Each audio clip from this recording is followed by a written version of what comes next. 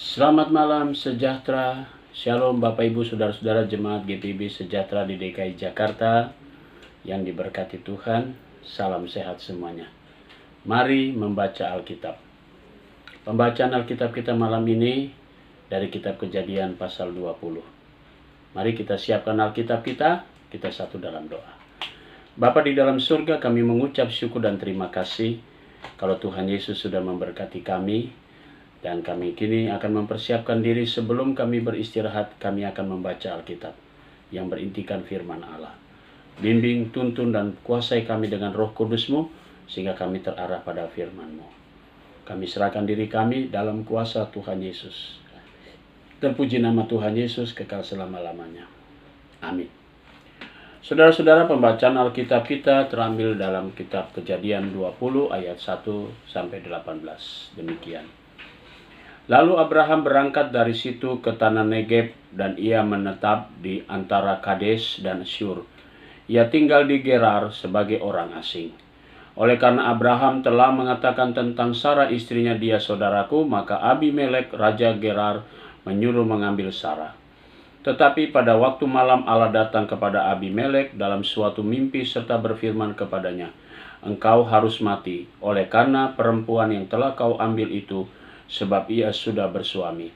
Adapun Abimelek belum menghampiri Sarah, berkatalah ia, "Tuhan, apakah engkau membunuh bangsa yang tak bersalah? Bukankah orang itu sendiri mengatakan kepadaku, dia saudaraku?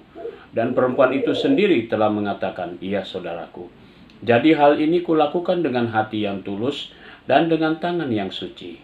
Lalu berfirmanlah Allah kepadanya dalam mimpi, "Aku tahu juga bahwa engkau telah melakukan hal itu dengan hati yang tulus.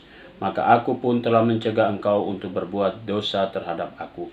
Sebab itu aku tidak membiarkan engkau menjamah dia. Jadi sekarang kembalikanlah istri orang itu, sebab dia seorang nabi. Ia akan berdoa untuk engkau, maka engkau akan hidup.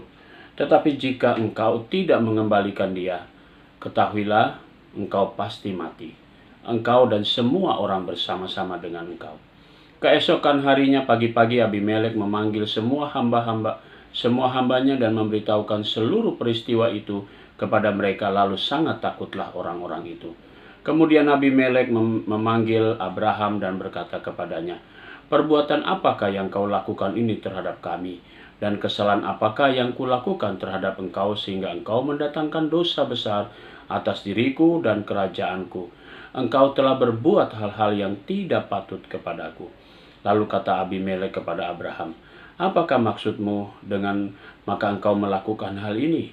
Lalu Abraham berkata, "Aku berpikir, takut akan Allah tidak ada di tempat ini. Tentulah aku akan dibunuh karena istriku. Lagi pula ia benar-benar saudaraku, anak ayahku, hanya bukan anak ibuku. Tetapi kemudian ia menjadi istriku. Ketika Allah menyuruh aku mengembara keluar dari rumah ayahku, berkatalah aku kepada istriku, 'Tunjukkanlah kasihmu kepadaku, yakni katakanlah tentang aku di tiap-tiap tempat di mana kita tiba, ia saudaraku.' Kemudian Abimelek mengambil kambing domba dan lembu sapi, hamba laki-laki dan perempuan, lalu memberikan semuanya itu kepada Abraham.